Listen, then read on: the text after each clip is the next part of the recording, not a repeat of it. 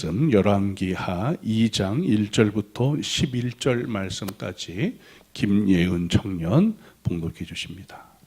여호와께서 회오리 바람으로 엘리야를 하늘로 올리고자 하실 때에 엘리야가 엘리사와 더불어 길갈에서 나가더니 엘리야가 엘리사에게 이르되 청하건대 너는 여기 머물라. 여호와께서 나를 베델로 보내시느니라 하니 엘리사가 이르되 여호와께서 살아 계심과 당신의 영혼이 살아 있음을 두고 맹세하노니 내가 당신을 떠나지 아니하겠나이다 하는지라. 이에 두 사람이 베델로 내려가니 베델에 있는 선지자들의 제자들이 엘리사에게로 나와 그에게 이르되 여호와께서 오늘 당신의 선생을 당신의 머리 위로 데려가실 줄을 아시나이까 하니 이르되 나도 또한 아노니 너희는 잠잠하라 하니라. 엘리야가 그에게 이르되 엘리사야 청하건대 너는 여기 머물라. 여호와께서 나를 여리고로 보내시느니라. 엘리사가 이르되 여호와께서 살아계심과 당신의 영혼이 살아있음을 두고 맹세하노니 내가 당신을 떠나지 아니하겠나이다 하니라. 그들이 여리고에 이르매 여리고에 있는 선지자들의 제자들이 엘리사에게 나와 이르되 여호와께서 오늘 당신의 선생을 당신의 머리 위로 데려가실 줄을 아시나이까 하니 엘리사가 이르되 나도 아노니 너희는 잠잠하라.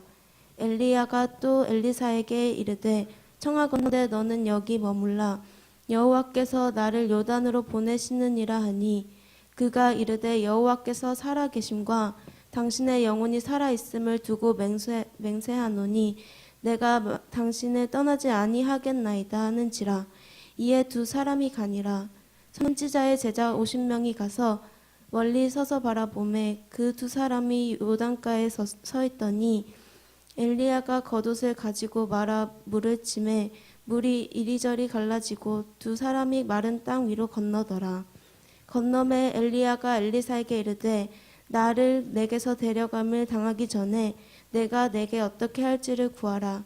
엘리사가 이르되 당신의 성령이 하시는 역사가 갑절이나 내게 있게 하소서 하는지라. 이르되 내가 어려운 일을 구하는도다. 그러나 나를 내게서 데려가시는 것을 내가 보면 그 일이 내게 이루어지려니와 그렇지 아니하면 이루어지지 아니하리라 하고 두 사람이 길을 가며 말하더니 불수레와 불말들이 두 사람을 갈라놓고 엘리야가 회오리 바람으로 하늘에 올라가더라. 아멘. 우리 글로리아 찬양대에서 하나님께 영광 돌립니다.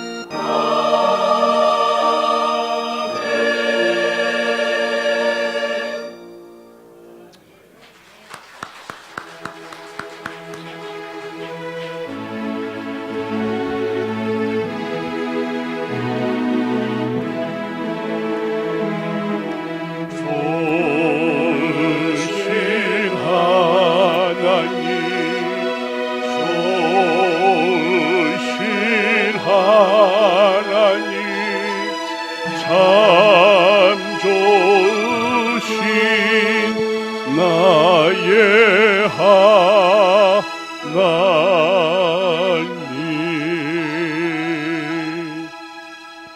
우리 하나님은 선하십니다. 선하신 하나님께서 우리에게 어떤 말씀을 하시든지 그 말씀은 선합니다. 하나님, 오늘 내게 필요한 말씀이 아니라 하나님이 필요한 말씀을 주세요.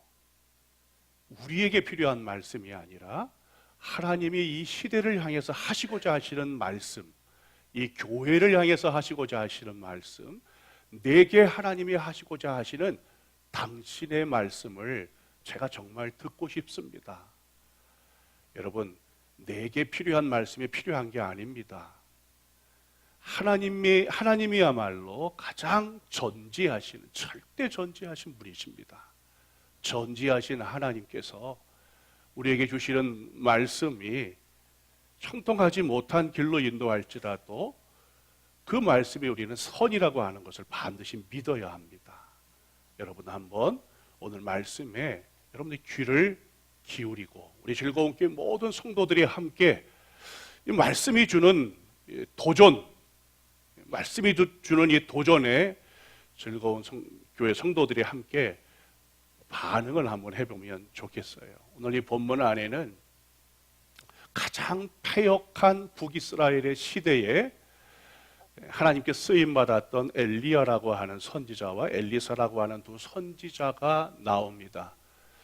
아마 어떤 선지자들보다도 아주 굉장히 우리 눈에 보기에는, 인간적 견지로 보기에는 이 엘리야와 엘리사가 합해 놓은 기적을 보여준 선지자들은 없어요. 그런 측면에서 본다면 굉장히 위대한 두 선지자들을 오늘 우리는 이 본문 안에서 만나게 됩니다.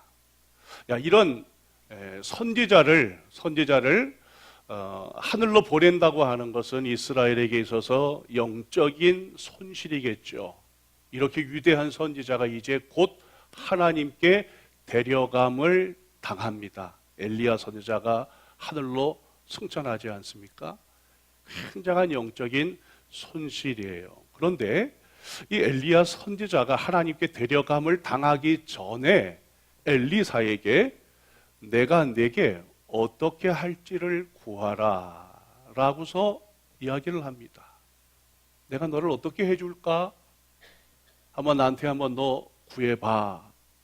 그랬더니 이 구하라고 하는 이 엘리야의 요청에 9절 말씀에 엘리사가 이르되 당신의 성령이 하시는 역사가 갑절이나 내게 있게 하소서. 이런 청을 합니다. 이 엘리사의 요청은 우리가 기도로 잘 써먹고 있죠. 힘들고 어려울 때마다 여러분들 뭐라고 기도합니까? 엘리사에게 주셨던 그 능력을 제게도 갑절이나 주세요, 그러지 않습니까?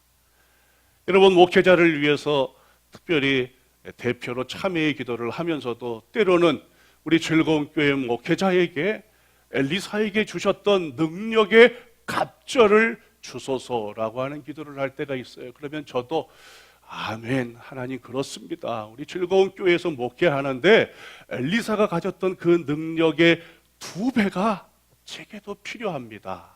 선교사를 파송하거나 인생의 공경을 만날 때 누구나 다 엘리사가 보여주었던 그 사역의 한 복판에 있었던 그 능력의 갑절을 누구나 다 원할 거예요. 여러분, 그렇지 않습니까? 우리가 함께 엘리야의 능력을 제게 갑절이나 주소서, 그런 기도를 누구나 다 합니다. 그런데 여러분들, 우리가 이 말씀에 대한 오해가 있어요. 엘리야의 역사, 엘리야의 능력이라고 하는 것이 과연 존재할까라고 하는 것입니다. 우리 분명히 엘리야의 능력을 갑절이나 달라고 기도하는데 엘리야의 능력이 과연 존재할까? 어떻게 오늘 설교자가 저렇게 이야기를 하지? 여러분, 엘리야의 능력이라고 하는 것은 존재하지 않습니다. 물론 엘리야가 보여준 사역은 대단해요. 엘리야의 기도대로 3년 6개월 동안 하늘의 비가 그쳤습니다. 사르밧 가난한 과부의 집에 통에 밀가루와 병에 기름이 떨어지지 아니했습니다. 그 여인의 죽은 아들을 살렸어요. 바알과 아세라 선지자 850인과 싸워서 대승리를 거두었습니다. 과연 누가 이런 일을 이스라엘 역사상 할 수 있는 자가 과연 몇이나 될 수가 있겠어요? 그런데 성경은 인간을 영웅화하지는 않습니다. 인간이 영웅이 될 수는 없어요. 인간적 견지에서 본다면 놀랍게 평가할 수는 있지요. 누가 그런 엘리야와 같은 사역을 감당해낼 수가 있겠습니까? 그러나 엘리야가 보여주었던 그 능력과 모든 역사는 엘리야 자신에게 근거하는 것은 아닙니다. 엘리야가 정말 무슨 능력이 있기 때문에 보여준 사역이 아니죠. 그의 모든 것은 하나님께로부터 왔어요. 그가 가지고 있는 능력이 아니라 하나님이 주신 능력이죠. 바알과 아세라 선지자 850인과 싸웠던 그 능력은 엘리야 자신의 것이 아니라 하나님이 주신 거예요. 사르밧 과부의 죽은 아들을 살린 건 역시도 그가 가지고 있는 어떤 치료의 능력이 아니라 하나님이 그에게 주셨던 능력 때문에 그런 것이죠. 엘리야가 우리보다 어떤 특별한 타고난 능력이나 어떤 자질이나 특기를 가지고 있어서 어떤 비상한 능력을 가지고 있어서 그런 사역을 보여준 것이 결코 아닙니다. 엘리야도 하나님을 바라보지 못하고 이세벨이 자신을 죽이려 한다고 하는 위협에 두려움을 가지고 도망을 쳤던 연약한 인간일 뿐이에요. 그도 달아날 줄 아는 사람입니다. 그리고 달아나가지고서 하나님 앞에 이럴 바에는 하나님 내 생명을 가져가세요. 우리처럼 탄식하면서 하나님 앞에서 기도하는 사람이 엘리야예요. 엘리야를 결코 영웅화시킬 수는 없습니다. 남과 다른 남자다움, 사내 대장부다운 그런 기질 때문에 그가 여러 가지 사역을 보여준 것이 아니라 오로지 하나님을 의지했기 때문에 오로지 하늘로부터 능력이 온 것이죠. 우리는 우리 자신을 그런 면에서 결코 과신할 수가 없습니다. 내가 특별히 뭘 더 가지고 있더라도 과신할 수가 없어요. 평생 하나님 앞에 무릎 꿇는 성도로 살아가면 어떨까요?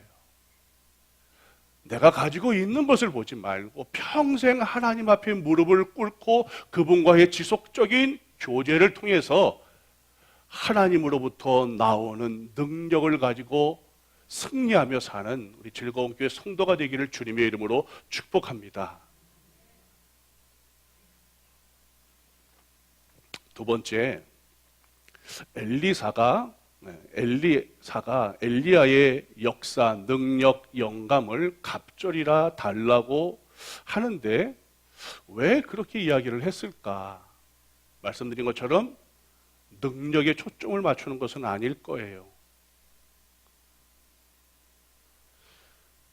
저도 목사로서 목회하는데 기본적인 영역, 문제를 돌파하는 힘, 교회 성장과 부흥을 시키기 위해서 엘리야가 가졌던 능력, 이렇게 능력에 초점을 맞추면서 그 능력을 사모하기도 해요.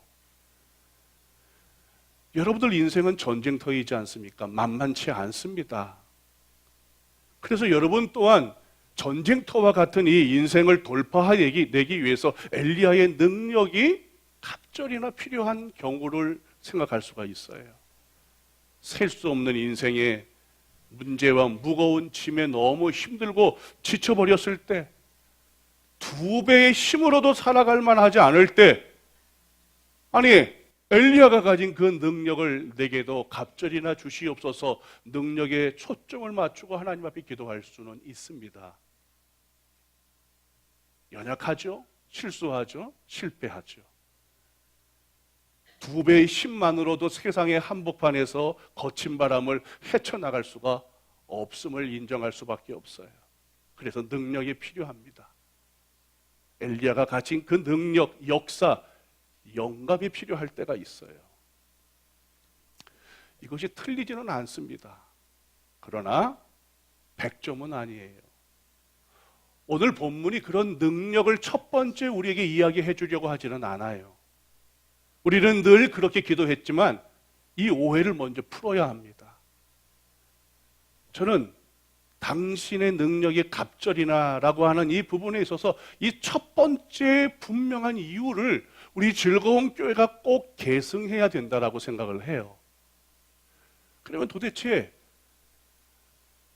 당신 안에서 역사하시는 그 성령의 역사가 내게 갑절이나 있기를 구하는 이 본래의 의미가 도대체 무엇이냐, 이 이야기를 이해할 수 있는 키워드는 갑절이라고 하는 단어에 있습니다. 갑절. 2배라고 하는 뜻이죠. 그러면 이 갑절이라고 하는 단어를 이스라엘 백성들은 언제 쓰느냐? 이 2배의 몫이라고 하는 뜻인데, 이 2배의 몫이라고 하는 이 갑절이라고 하는 단어는 장자가 아버지의 유산을 물려받을 때, 아버지를 이어서 아버지를 이어받을 때, 아버지의 뒤를 이어받을 때 쓰는 단어가 바로 갑절이라고 하는 단어예요. 그러니까 말하자면 장자가 아버지를 잇겠다라고 하는 거죠. 그러니까 그때 쓴 단어를 가지고 엘리사가 썼다면 지금 엘리사는 어떤 의미로 이야기를 하는 거예요? 엘리사 당신의 사역을 제가 계승하겠습니다라고 하는 것이죠. 여러분, 이것은 너무나 놀라운 거예요. 그 시대는 오므리 왕조 시대, 오므리 왕조의 아합이 통치를 하고 아합의 아들 아하시아가 2년을 통치하다가 죽어버린 그런 시대입니다. 패역한 시대예요. 패역한 왕권을 향해서 선지자들이 대항을 하다간 생명을 빼앗기는 그런 시대입니다. 엘리야가 이렇게 멋지게 놀라운 여러 가지 기적들을 많이 보여줘가지고서 와 대단하다, 그런 사역을 할 수만 있다면 나도 얼마나 영광스럽고 이스라엘 백성들한테 누릴 인기가 얼마나 대단할까? 그렇지 않아요. 엘리야의 사역 속에는 사역의 위대함만 바라보면 안 되죠. 생명을 맞바꾸는 사역입니다. 이세벨을 피해서 달아난 적도 있다고 말씀을 드렸잖아요. 생명을 걸지 않으면 할 수 없는 사역이에요. 모든 사람이 그 길을 말리고 만류하고 가서는 안 될 길이라고 설득을 하는 길입니다. 피하고 싶은 길, 가지 말아야 할 길. 그 시대 누구도 엘리야가 걸었던 길을 가지 말라고 해요. 생각을 해보세요. 여러분들 엘리야 같은 아들 하나 키워보실래요? 지금 잘 살고 있는 아들들에게, 자식들에게 이제는 너 일 그만두고 엘리야 같이 한번 살아보지 않겠니? 할 수 있겠습니까? 저도 제 자식을 목사로 키울까라고 하는 질문에 대해서는 멈칫해요. 그렇게 키울 마음이 잘 생기지가 않습니다. 물론 여러분들도 다 어렵게 살 거예요. 아마 다 여러분들이 하는 일도 어렵고 힘들어요. 바로 그런 길입니다. 당신의 능력을 달라는 게 아니에요. 당신이 한 선지자의 사역을 이 시대 누구도 계승하지 않을 때 제가 제 생명을 담보로 저도 당신과 같은 길을 걸어가겠습니다. 패역한 이 시대에 패역한 권력을 대항해서 싸우는 이 선지자의 길을 당신을 계승해서 제가 걸어가겠습니다라고 하는 거예요. 난 특별히 우리 아들 다음 세대들이 그랬으면 좋겠어요. 우리 다음 세대들이 그래야 돼요. 편안하고 형통한 이런 인생의 길에 대해서 꿈을 가지는 게 아니라 남이 가지 않는 길, 남이 힘들어하는 길. 내 부모가 너는 그런 길 가지 말라고 만류할 때 아닙니다. 엄마, 아빠, 누가 이 길을 가겠어? 아무도 이 길을 가지 말라고 만류하는데 아니야. 하나님은 내가 이 길을 가기를 원하셔. 나는 이 땅의 부조리, 범죄, 폐역한 정치 권력과 싸울 거야. 내 생명을 빼앗는 위협을 받아도 나는 이 길을 갈 거야. 나는 정의롭고 공의로운 길을 갈 거야. 이런 다음 세대가 되도록 해줘야죠. 그런 엘리사가 자라는 토양이 되도록 우리 기성세대가 그런 일을 감당해내야 합니다. 여러분, 열왕기상 19장 16절 이하의 말씀에 보면 엘리사를 소개를 해주고 있는데 엘리사를 이렇게 소개해 줍니다.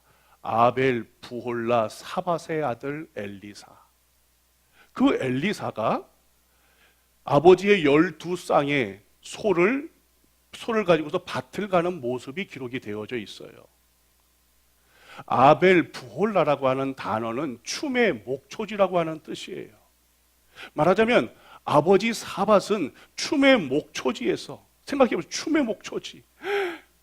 얼마나 그 목초지가 아름다우면 춤의 목초지라고 불려졌을까요? 그런데 그 목초지에서 소를 12결이, 12쌍을 가지고 있는, 말하자면 대부호예요.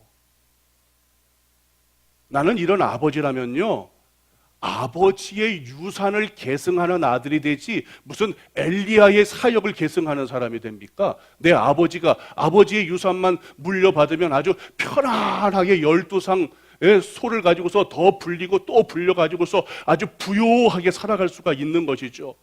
춤의 목초지에서 안위의 삶, 부와 번영의 삶을 살아가겠죠. 그렇지 않겠습니까?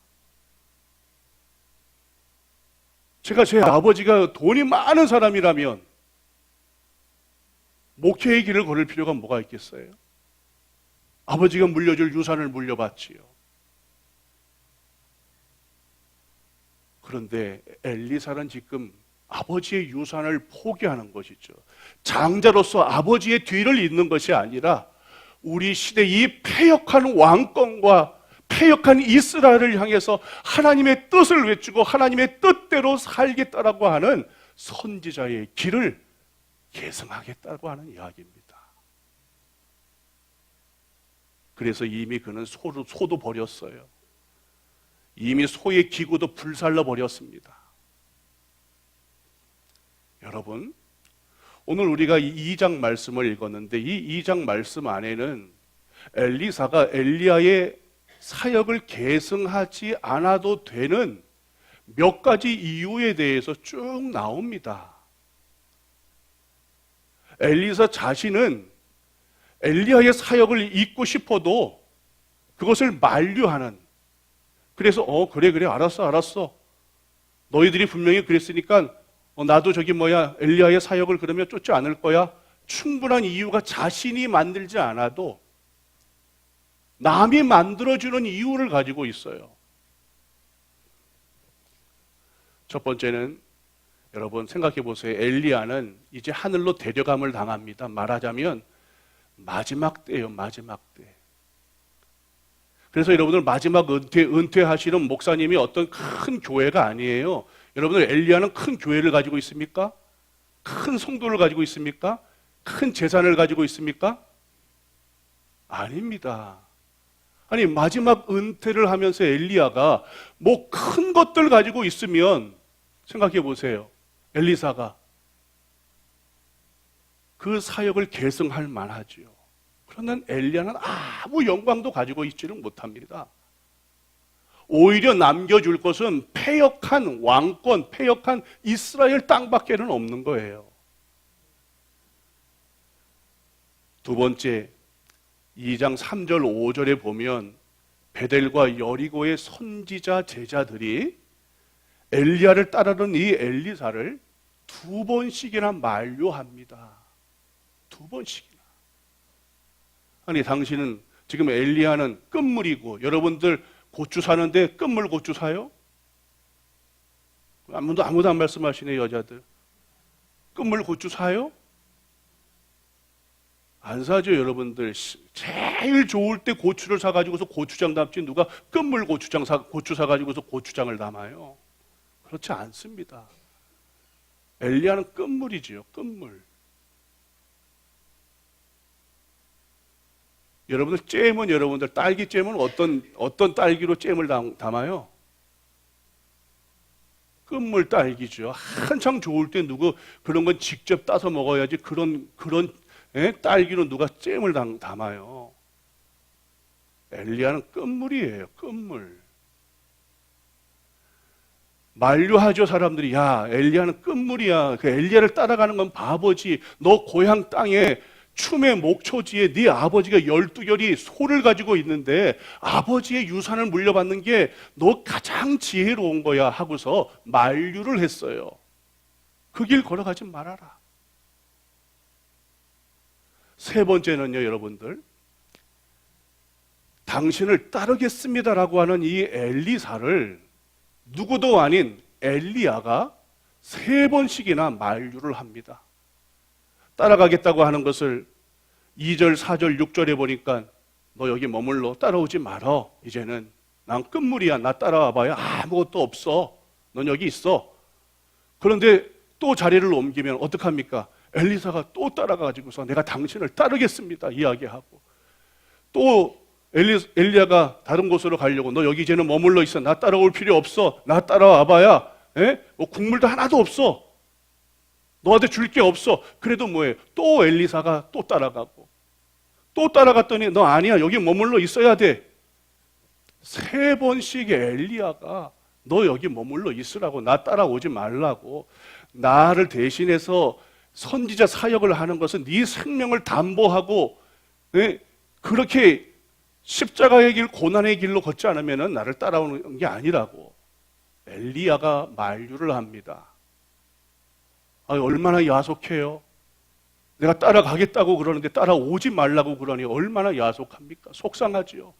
아니 엘리야가 내 진심도 못 알아줘. 이 패역한 시대에 내가 당신의 뒤를 이어서 선지자가 한번 돼보려고 하는데 내 진심을 못 알아줘. 얼마나 속상하겠어요. 여러분, 엘리사에게는 충분한 자신이 가지는 이유 말고 주변에서 마련해 주는 충분한 핑계도 있고 변명도 있었어요. 그러나 엘리사는 아닙니다. 내가 당신의 뒤를 이어서 이 나라의 선지자 사역을 감당해내고 싶습니다. 저는 우리 즐거운 교회 성도들에게 도전을 드리고 싶습니다. 우리는 결코 안주할 때가 아니에요. 이런저런 이야기 휩쓸릴 때가 아닙니다. 우리는 이 교회의 부흥을 위해서, 이 교회에 담아놓으신 하나님의 뜻을 이루기 위해서 하나님, 제가 여기 있습니다. 제 에너지, 제 시간, 제 재정, 저를 하나님께 드리고 싶습니다. 나를 드려야 되는 시간입니다, 지금이. 나를 헌신해야 될 시간이에요. 하나님의 뜻에 나를 뛰어들도록 만들어야 되는 시간이 바로 지금이라고 하는 오늘이에요. 하나님은 이 메시지를 통해서 지금 나는 엘리사를 부르고 있다. 엘리사를 찾고 있다는 겁니다.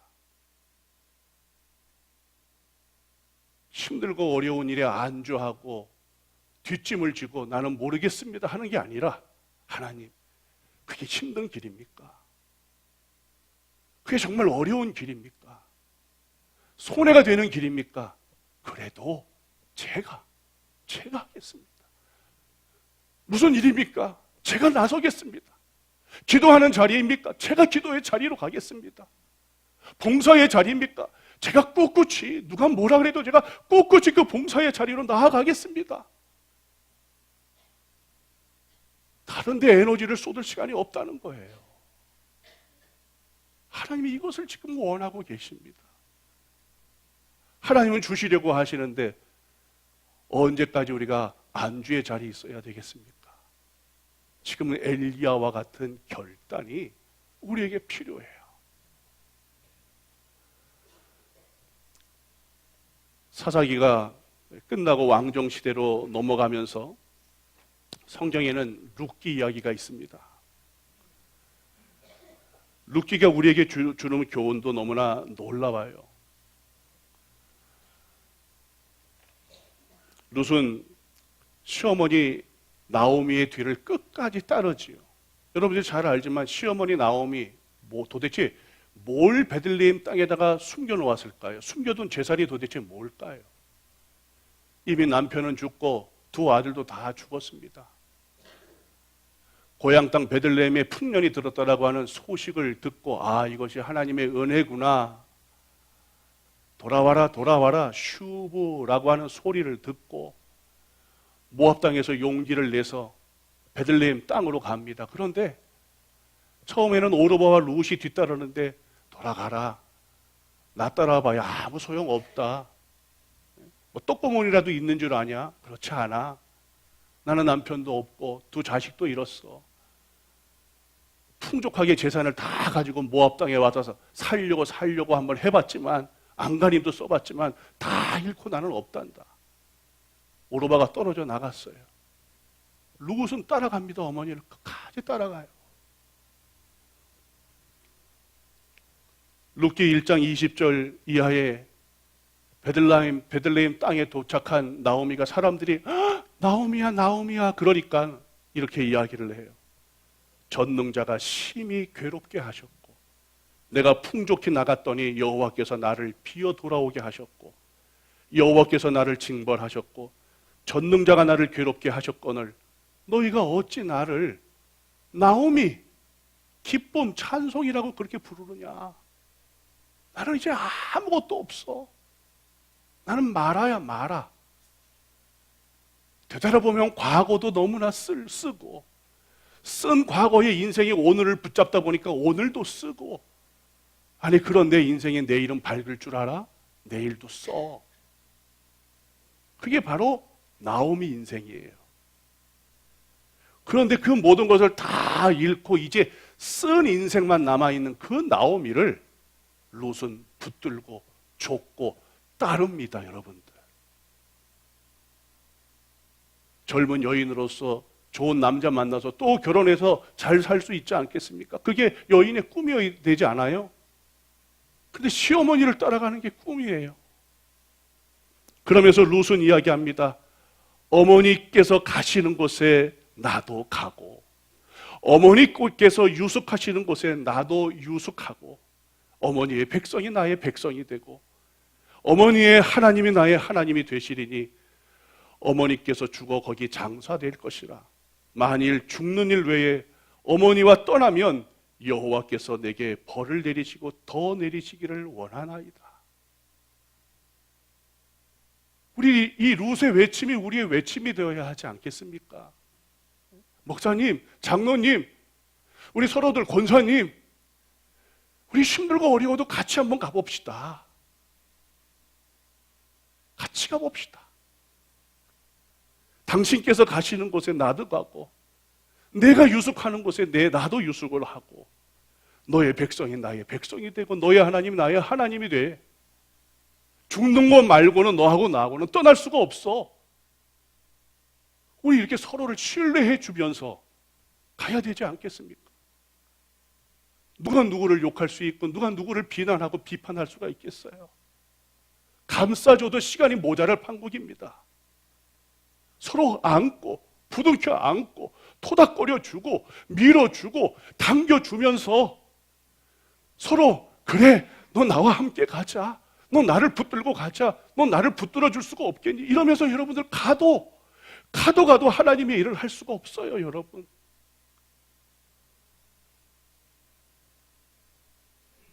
엘리사나 룻의 고백이 바로 우리의 고백이 되어야 합니다. 그 결단 없으면 여러분들 뒤집어지지가 않아요. 여러분, 부활절 이후에 부활절 이후 이 첫째 주일에 우리 즐거운 교회 모든 성도들이 엘리사와 같은 결단이 있기를 원합니다.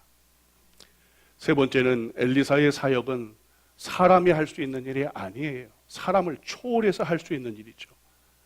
사람 하기에는 불가능한 일, 하나님만이 하실 수 있는 일입니다. 그렇기에 엘리사는 당신 안에서 역사하시는 그 성령이 하시는 그 역사의 갑절 2배의 능력이 정말 필요하다는 거예요. 우리로서는 할 수가 없어요. 나로서도 할 수가 없습니다. 이런 힘으로도 능으로도 될 수 없어요. 성령만이 되시죠. 성령이 함께하면 할 수 있습니다. 여러분, 성령이 함께 해달라고 기도해야 돼요.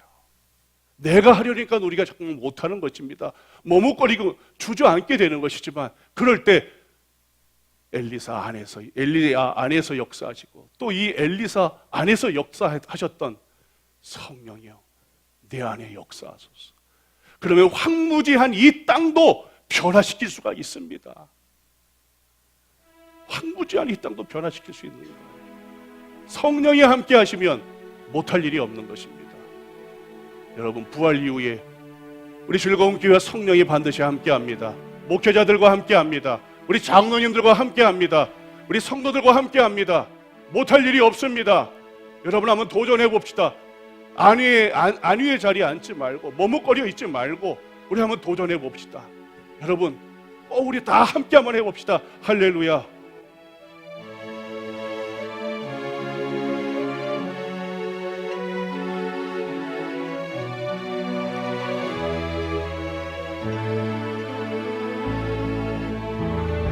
이 땅의 황무함을 보소서. 하늘의 하나님, 긍휼을 베푸시는 주여, 우리의 죄악 용서하소서. 이 땅 고쳐주소서. 이제 우리 모두 하나 되어 이 땅에 무너진 기초를 다시 쌓을 때 우리의 우상들을 태우시. 성령의 불 임하소서. 흥의 불길 타오르게 하소서. 진리의 말씀 이 땅 새롭게 하소서. 일회의 강물 흐르게 하소서. 성령의 바람 이제 불어와. 오 주의 영광 가득한 새날 주소서. 오 주님 나라 이 땅에 힘하소서. 이 땅의 황무함을 보소서. 하늘의 하나님, 긍휼을 베푸시는 주여, 우리의 죄악 용서하소서. 이 땅 고쳐주소서.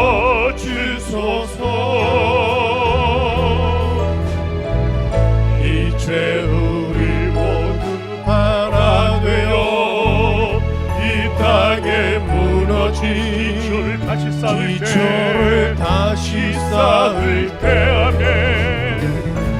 우리의 우상들을 태우시. 성령의 불 임하소서. 불의 불길 타오르게 하소서. 진리의 새롭게 하소서. 은혜의 강물 흐르게 하소서. 성령의 바람 이제 불어와. 성령의 바람 이제 불어와. 오 주의 영광 가득한 새날 주소서. 오 주님 나라 이 땅에 임하소서.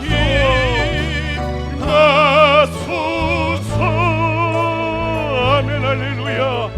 성령의 불길이 임하소서. 성령의 불길 임하소서. 성령의 불길 임하소서. 우리 다 함께 통성으로 기도합니다. 주여 주여 주여